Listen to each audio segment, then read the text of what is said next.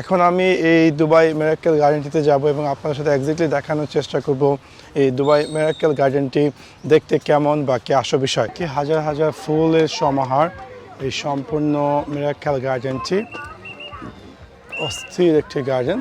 এখন অবস্থান করছি মিরাক্কেল গার্ডেনে, একটি ফুড কোর্টকে সাজানো হয়েছে, কি অসাধারণ একটি ডেকোরেশন করে অবস্থান করছি মিরাক্কেল গার্ডেনের একদম উপরে এবং আপনারা দেখতে পাচ্ছেন উপর থেকে এই সম্পূর্ণ সুবিশাল গার্ডেনটি আছেন, কি অসাধারণ এই মিরাক্কেল গার্ডেনটি।